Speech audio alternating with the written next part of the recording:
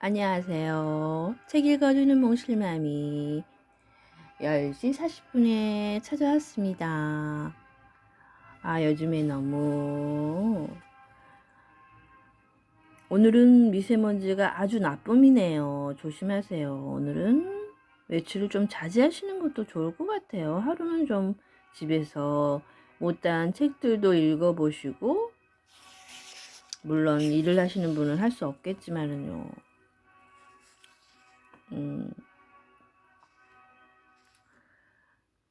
모두지 코로나 때문에 애들 모두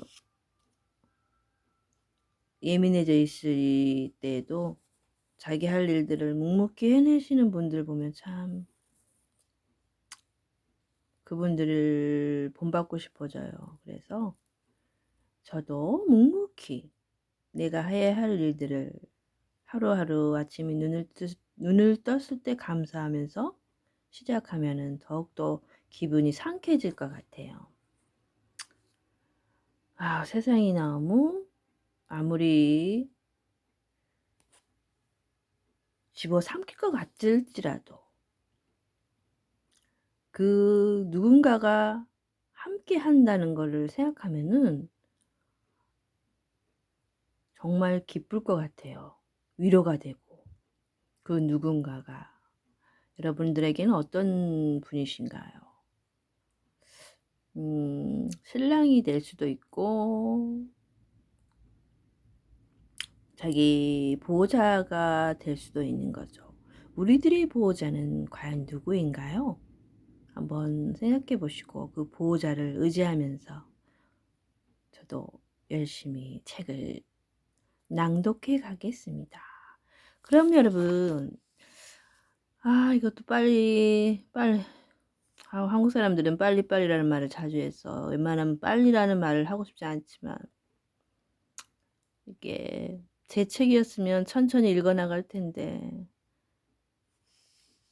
대여해온 책이라 예쁘게 정말 잘 다뤄줘야 되는데 남의 책이라서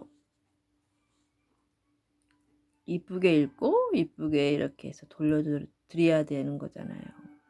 참 감사한 일이죠. 책도 이렇게 빌려줄 수 있고 읽어도 주고 너무너무 좋은 이 기회인 것 같아요. 그래서 저는 책 읽는 이런 기회가 있다는 게 참 감사하다고 생각합니다. 서두가 너무 길었죠? 그럼 계속 그 다음 페이지를 읽어 가겠습니다. 그래서 이 진이 지금 계속 공격적으로 당하고 있긴 하지만은 물론 두 사람이 지금 산장에 들어와서 몹쓸 짓을 하려고 들어왔잖아요. 물론 몹쓸 짓은 들어온 자체가 몹쓸 짓이죠. 강도죠, 완전히. 그래서 한 사람이 정말 의문의 죽음으로 이게 지금 죽었단 말이에요. 그럼 어떤 이유로 이렇게 됐는지 계속 이어나갈게요. 지는 한숨을 푹 쉬었다. 이봐, 중요한 걸 깜빡한 것 같은데 당신네들도 그랬겠지만 그 여자도 분명히 방문을 잠갔을 거라고. 그런데 내가 어떻게 그 방에 들어간다고 그런 소리를 하느냐 말이야. 협박했겠지. 어떤 식으로 협박을 했다는 거지? 문 안 열면 죽인다? 그렇게? 어느 바보가 그런다고 문을 열겠어? 겁이 나서 더 안 열지. 그리고 그 여자가 소리를 지르면 당신네들이 깨어날 텐데. 뻔한 거 아니야? 그건 기도의 말문이 막혔다. 상대의 말이 타당하다는 것을 인정하지 않을 수 없기 때문일 것이다. 유키에가 문을 잠그지 않았다고 생각할 수 없다. 그렇다면 범인은 어떻게 방 안으로 들어갔을까? 내가 말하지. 방에 들어갈 수 있는 사람은 오히려 잘하는 인간일 거야. 그런 자가 문을 두드리면 당연히 열어줄 테니까. 요컨대 수상한 놈은 당신 애들 중에 있다는 말이지. 무슨 소리야? 얼토당토하는 말을 하는군. 노비코가 언성을 높였다. 얼토당토한다는 말인가? 나는 그렇게 생각하지 않은데? 이성적으로 생각해보라고. 진이 자신이 관자놀이를 손가락으로 쿡쿡 찔렀다. 아니지, 당신네들도 잘 알 거야. 아무리 그래도 이런 상황에서 내가 그 여자의 방에 몰래 들어갈 리 없다는 것쯤은. 꾸벅꾸벅 졸았다고 하지만 여기 있는 이 부인께서도 전혀 몰랐을 리도 없고 그 밖에도 내가 범인이라고 생각하면 성가신 모순들이 줄줄이 생기다는 걸 잘 알고 있어. 하지만 당신 애들은 어떻게든 그런 현실을 외면하고 우리를 의심하는 척하는 거야. 우리를 의심하는 동안은 당신 애들이 인간관계가 무너지지 않을 테니까 말이야. 하지만 그런 연극을 계속하는데도 한계라는 게 있는 법이야. 그리고 그는 잠시 틈을 두었다가 말을 이었다. 당신네들 입으로 직접 말하기 두려워하는 것 같아서 내가 대신 말해주는 거야. 당신네들은 하나같이 좋은 사람인 척하고 있지만 누군가 한 사람은 가면을 쓰고 있어. 그 여자를 죽인 사람은 당신네들 중에 있다고. 진이 한 사람 한 사람을 손가락으로 가리키면서 말했다. 그 말에 압도당했는지 인질들은 잠시 말을 잃었다. 애석하지만 그의 말이 옳다고 다카유키는 생각했다. 무슨 일이 있어도 친척이나 지인을 의심하는 상황은 피하고 싶을 것이다. 그래서 논리적으로 무슨 일이 있어도 진과 다구를 공격하고 싶어하는 것이다. 그러나 그의 말대로 차분하게 생각해보면 그들이 범인이 아니라는 것은 명백했다. 여기서는 거의 모든 방을 볼 수가 있죠. 무거운 분위기 속에서 시모조 레이코가 감정을 억제한 목소리로 말했다. 그녀는 비스듬하게 2층 복도를 올려다보고 있었다. 다른 사람들도 그녀를 따라 위를 올려다보았다. 보이지 않는 곳은 맨 끝에 있는 UKC 방뿐이에요. 1층과 2층이 뚫려있는 곳은 라운지 2뿐, 식당과 주방 위에는 당구와 마작을 하게 한 오락실이 있다. 그 방이 가려서 UK 방만 보이지 않는다. 그렇다면 누군가가 자기 방에서 나와 UKC 방으로 가려고 했을 경우 여기 있는 사람에게 복도를 걸어가는 모습이 반드시 보였을 거라는 얘기겠죠. 진위 지적에 따라 시모조 레이코가 인질 중에 범인을 있을 가능성을 검토하기 시작한 듯 했다. 그 말에 반발하는 사람은 아무도 없었다. 듣고 보니 그렇긴 하군. 당신 아무것도 못 봤어? 레이코가 제기한 문제를 노부이코가 아스코에게 확인했다. 네, 못 봤어요. 하지만 그녀가 자신 없는 표정을 지었다. 아까도 말했지만 중간에 몇 번 졸았으니까 그때였다면 몰랐을 수도 있죠. 자네는 어때? 뭘 봤나? 도시아케가 진에게 물었다. 누가 방에서 나오는 모습을 봤다면 내가 가만히 있었을 리가 없잖아. 뻔한 것을 왜 묻느냐는 들어 진이 대답했다. 하지만 내가 화장실에 간 동안에는 틈이 생겼을 수도 있어. 화장실에 갔었나? 도저히 참을 수가 없어서 다녀왔지. 인질이 있는 데다 당신 애들이 그 짧은 시간에 뭘 할 수 있을 것 같지는 않아서 말이야. 단 그 틈에 경찰이 연락하면 곤란하니까 전화기를 빼서 화장실에 들고 갔어. 성가시게도 말이야. 그 틈을 놓치다니 아깝다고 다카유키는 생각했다. 화장실에 간 걸 알았다면 밤을 새는 한이 있어도 망을 봤을 것이다. 화장실에 갔을 땐 내 아내는 어떻게 하고 있었지? 노부이코가 물었다.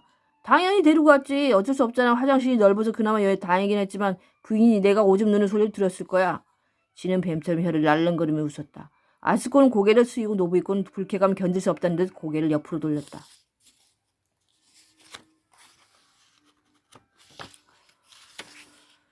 화장실에 간 게 몇 시쯤이지? 다카유키가 물었다. 그러니까 새벽 5시쯤이었나? 진이 아스코를 보며 동의를 구했다.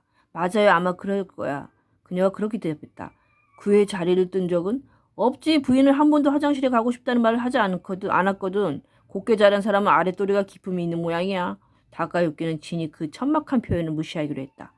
그렇다면 그때라고 생각할 수밖에 없겠군요. 물론 누군가가 자기 방에서 나와 유케이씨를 죽이려 했다면 그렇다는 말이지만 시모조 레이코가 말했다. 다카유키도 같은 생각이었다. 범인은 아마 문을 살짝 열어놓고서 진이 틈을 보이기를 줄곧 기다렸을 것이다.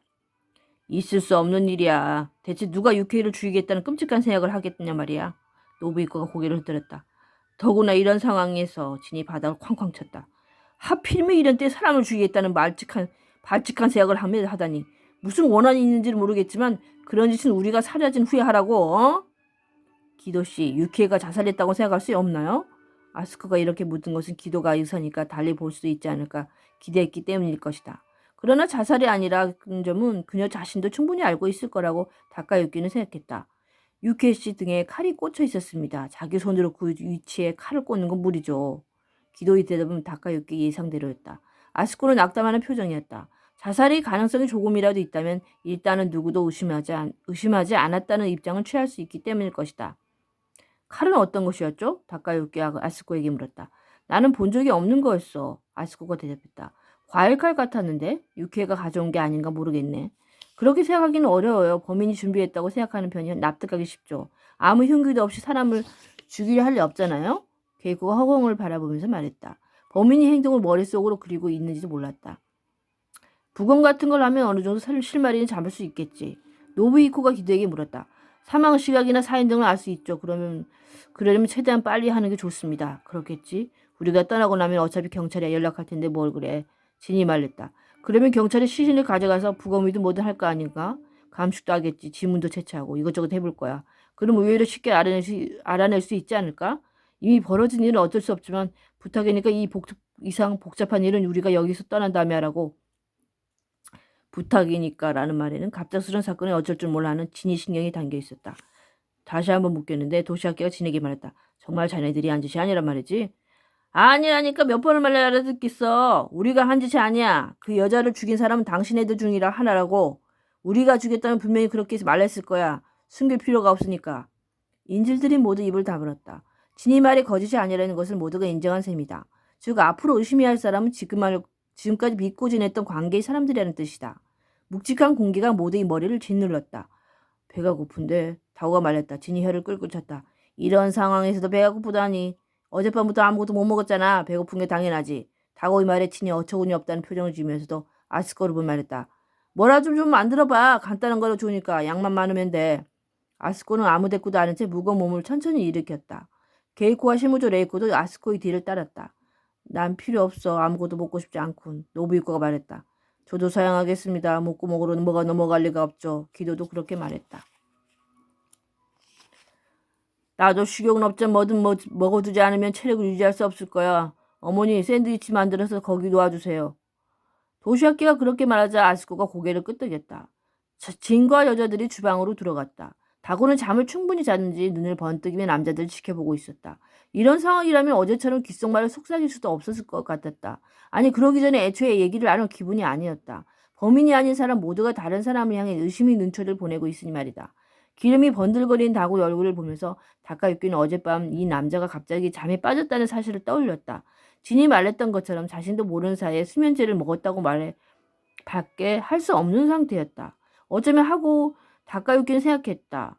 유키를 죽이려고 마음먹은 범인은 그 준비 차원에서 다고에게 수면제를 먹인 것이 아닐까? 진 혼자서 전원을 지켜보는 것은 무리다. 그렇게 되면 당연히 범행의 기회가 생긴다. 게다가 배신도 그렇다. 다카유키는 지금까지 두 번의 경험으로 인질 중에 배신자가 있다는 것을 알아차렸다. 첫 번째는 SOS란 글자가 지워진 것. 두 번째는 정전 작전이 수포로 돌아간 것. 배신자가 유케이를 죽였을 가능성이 있다면 하고 다카유키는 생각했다. 두 번의 방해 공작은 모두 유케이를 죽이기 위한 복선이었다고 볼 수 있다. 진과 다고가 여기 있는 한 가령 살인사건이 벌어졌다 해도 곧바로 경찰에 연락할 수가 없다. 범인을 체포할 수 있는 단서는 시간이 흐르면 흐를수록 희미해진다. 그리고 그들이 도주한 후에는 유케이를 죽인 범인까지 그들에게 덮어씌우면 그만이다.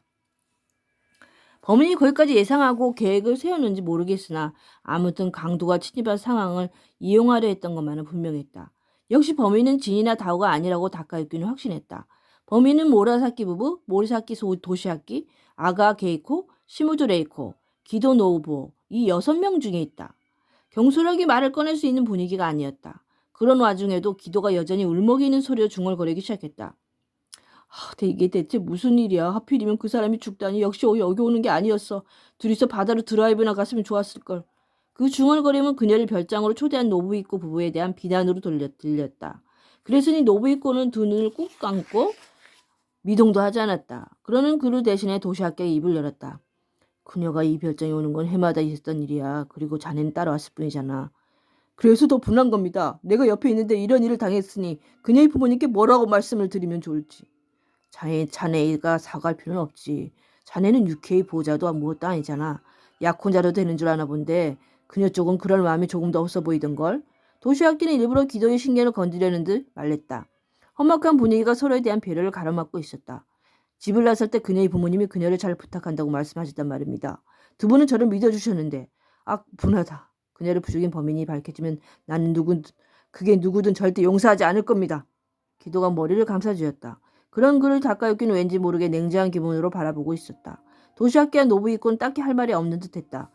한 가지 묻겠는데 기도와 더 얘기해봐야 소용이 없겠다고 판단했는 뒤 도시학기가 다고에게 물었다. 동료라는 자는 언제 오냐? 후지라고 했지. 후지는 오늘 올 거다. 다고가 대답했다. 몇 시쯤? 처음에는 어젯밤에 올 거라고 하더니 오늘 온다 틀림없이 올 거야. 온다니 다행이군. 되도록 빨리 왔으면 좋겠는데 일이 이렇게 되니 이상 한시 빨리 경찰에 신고를 해야겠어. 알고 있어. 다고의 말투가 웬일로 순순했다. 여자들이 커피와 함께 큰 접시에서 가득 샌드위치를 들고 주방에서 나왔다. 커피향이 식욕을 자극했다. 사건의 충격으로 아무것도 입에 들어가지 않을 줄 알았는데 다카유키는 어느새 눈앞에 놓인 햄 샌드위치로 손을 얹어 뻗었다. 이봐 아무거나 멋대로 읽지 말라고. 샌드위치는 거들떠 보지도 않고 있는 기도가 진 쪽을 보며 턱을 내밀었다. 돌아보니 진이 하얀색 책 같은 것을 펼치고 있었다. 아까 유키의 방에서 발견한 일기였다. 멋대로라니 당사자가 죽었는데 죽은 사람 일기는 매스컴에서도 종종 공개하는데 뭘 그래. 그거하고 이건 다르지. 내 놈은 그저 재미로 들춰보는 거잖아. 재미로 들춰보다니 무슨 말을 그렇게 해. 그 여자가 죽기 전에 남긴 글이라도 있는지 조사하는 거라고. 지는 일기장을 가볍게 톡톡 친 후 다시 뒤쪽 페이지를 쭉 흐들텄다. 아쉽지만 단서가 될 만한 글은 전혀 안 보이는군. 어제 일에 대해서는 아무것도 쓰여 있지 않아. 감회당하는 상황에서 일기를 쓰고 싶었겠나? 노부이코가 나섰다. 나에 대해서 뭐라고 썼는지 궁금했는데 말이야. 진이 엉덩이를 앞으로 약간 내민 자세로 의자에 앉아 그리고 깨끗하다 할 수 없는 손으로 일기장을 넘겼다. 때는 손가락에 침을 묻히기도 한다. 마치 UK 프라이버시 자체가 더럽혀지는 것 같아 다카유키는 매우 불쾌했다. 페이지를 넘기던 진이 갑자기 움직임을 멈췄다. 이게 어떻게 된 거지? 중간에 페이지가 비었잖아. 페이지가 비었다니 무슨 뜻이지? 도시아키가 물었다. 뜯겨나갔어. 이 페이지만 고스란히 사라졌다고. 진이 그 페이지를 펼쳐서 보여주었다. 아닌 게 아니라 한 장이 뜯겨나간 흔적이 있었다. 잘못 써서 찢어버린 건 아닐까? 아스코가 말했다. 아니요. 어머니 그렇진 않을 거예요. 케이코가 말했다. 잘못 썼으면 잉크 주기로 주면 되고 게다가 이렇게 예쁜 일기장에 상처를 내는 일을 유키에가 씨가 할 리가 없죠. 다카유키도 같은 생각이었다. 그렇다면 왜 찢어버렸을 거라고 생각하지? 노부유가 물었다. 아마 케이코는 진이 손에 있는 일기장을 바라보며 말했다. 다른 사람에게 알려서는 안 되는 무언가가 그 페이지에 적혀 있지 않았을까요? 그래서 죽기 직전에 아무도 볼 수 없도록 찢어버린 건 아닐까 싶은데요. 자신이 죽을지도 모르는 절박한 순간에 그토록 지키고 싶은 비밀이 있었단 말인가? 충분히 그럴 수도 있죠. 특히 여자는. 케이코는 마치 그 페이지에 무슨 내용이 적혀 있었는지 알고 있기라도 한 것처럼 자신만만하게 단언했다. 여자의 심리는 잘 모르겠지만 나는 그렇지 않을 거라고 생각하는데 도시아키가 반박했다.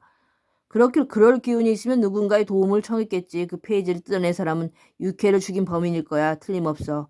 거기에 범인에게 불리한 내용이 적혀 있었겠지. 그 말에 대해 케이코가 무슨 말인가 하고 싶은 듯 입을 움직이려는 찰나였다. 좋아 알겠어 다고. 진이 일기장을 덮으며 파트너를 불렀다. 방에 가서 보고 와. 만약 그녀가 찢었다면 그 어딘가에 페이지가 떨어져 있겠지. 그런데 다고는 눈을 커다랗게 뜨고 고개를 내줬다. 그 방에는 가고 싶지 않아. 진이 혀를 찼다. 뭐야? 덩치만 커가지고 시체가 무섭다는 거야? 유령이라도 나올까봐? 그럼 내가 가면 될 거 아니야. 내가 이 사람들을 지켜볼 테니까. 다고가 한한 목소리로 말했다. 진이 할 말이 없다는 표정으로 파트너의 얼굴을 보았다. 다고의 눈에 핏발이 서 있었다. 이렇게 덩치가 큰 남자가 시신을 무서워하다니. 다카유키는 왠지 우스꽝스럽다는 생각이 들었다. 내가 가도 좋은데? 이때도 기다렸다는 듯이 도시아키가 말했다. 나 역시 찢겨나간 페이지가 궁금하거든. 진이 그의 제안에서 잠시 생각하더니 결국 고개를 저었다. 그렇게 나서 주니 고맙긴 하지만 이번엔 사양하겠어. 당신이 범인이 아니라는 보장이 없잖아. 문제의 페이지를 찾아놓고 찾지 못했다고 시침을 뗄 수도 있고 말이야. 그건 그쪽도 마찬가지 아닌가? 나는 범인이 아니란 말이야. 그건 당신이 제일 잘 알고 있을걸. 그렇게 말하고 진은 다고를 힐끗 노려보았다. 시체가 무섭다니 어쩔 수 없이 살아있는 쪽을 해야겠군.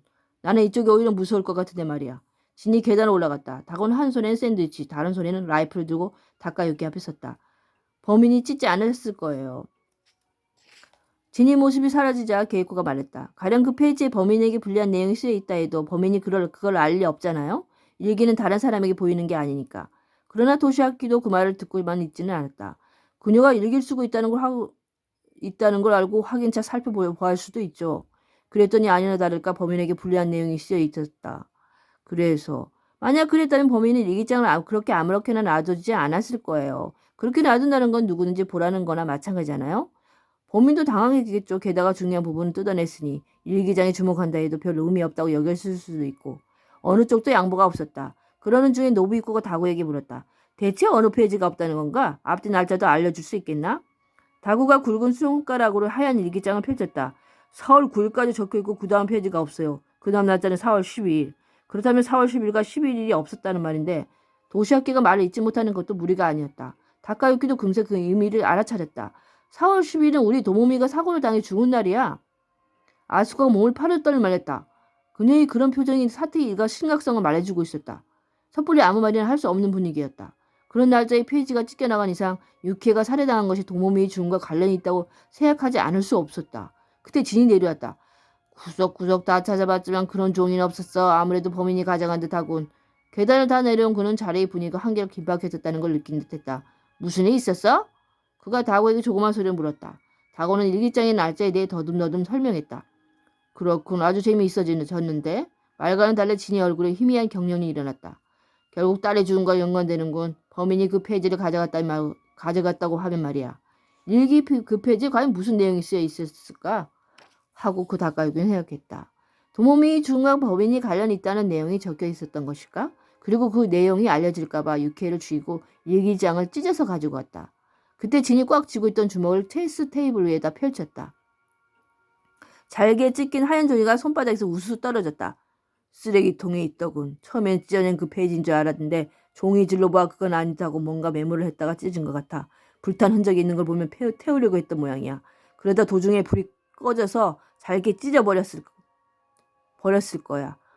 어이 다구 내가 나설 차례야. 진이 말하기 전에 이미 다구는 종이 조각을 자기 앞으로 끌어모아 퍼즐을 맞추듯 복원하고 있었다. 그건 그렇고 사람이란 참 무섭군. 당신들은 어느 놈으로 보나 보통 사람들인데 이 중에 사람을 죽인 인간이 있다니 말이야. 우리보다 훨씬 끔찍하군. 멸시하는 듯한 눈초려 진이 인질들이 얼굴을 훑었다. 모두가 눈을 내리깔았다. 그러면서도 서로의 태도를 살피는 불쾌한 긴박감이 감돌았다. 다구가 끙끙거리는 소리가 들렸다. 퍼즐이 마음대로 잘 맞춰지지 않은 모양이다. 부분이 모자라. 그가 짜증난 목소리를 말했다. 턱없이 모자란다고. 형태가 전혀 드러나지 않잖아. 그건 어쩔 수 없어. 나머지 부분 다 타버린 거야. 그러니 죄를 가져와서 붙일 수 없고. 진이 그렇게 말하자 다고는 혼자 말처럼 뭐라고 중얼거렸다. 그래도 가능한 범위 내에서 복원에 성공한 듯했다. 진이 다고 뒤에 서서 그것을 내려다보았다. 뭐라고 쓴 거지? 나중에 간다? 문을 열어? 나중에 갈 테니까 문을 잠그지 말고 열어두라고 쓴 거군. 왜 그런 메모가 떨어져 있었던 거지? 도시학교가 누구를 향한 건지 물어붙다. 범인이 유키에 씨에게 건넨 건 아닐까요? 시모조 레이코가 되물었다. 메모를 본 유키에 씨가 메모에 적힌 문대로 문을 잠그지 않았다면 범인은 언제든 그녀의 방에 몰래 숨어들 수 있었다는 얘기죠. 오호, 그래. 그렇다면 이게 분명해졌어. 범인은 그 여자가 마음을 허락한 상대였던 거야. 안 그러면 문을 잠그지 않은 채 찾아오기를 기다리지 않았겠지. 이제 우리가 죽이지 않았다는 사실이 확실해졌군. 우리가 우리의 메모를 꺼내봤자 단박에 무시했을 테니까 말이야.